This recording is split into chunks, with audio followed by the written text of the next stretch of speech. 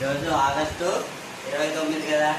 ఈరోజు మనకు స్పెషల్ ఏంటంటే తెలుగు భాష పుట్టినరోజు ఇవ్వాలా, అలాగే స్పోర్ట్స్ పుట్టినరోజు.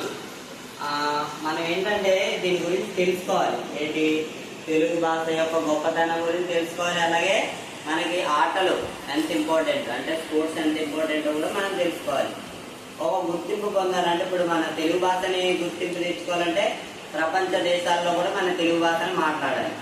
అలాగే మన దేశం యొక్క ఖ్యాతి, అంటే మన దేశం యొక్క కీర్తి పెంచాలంటే ఏం చేయాలా, స్పోర్ట్స్లో మంచిగా రాణించాలి. తెలుగు భాష గురించి ఎంత తక్కువ చెప్పినా, అదే ఎంత ఎక్కువ చెప్పినా తక్కువే. తెలుగు భాష గురించి ఎంత ఎక్కువ చెప్పినా అది తక్కువ అయిపోతుంది అనమాట. మనం తెలుగు భాషని గౌరవించాలి, దాన్ని వ్యాప్తి చెందించాలి. వ్యాప్తి అంటే ప్రపంచ నలుమూలలకి తెలుగు తెలిసేలా చేయాలి.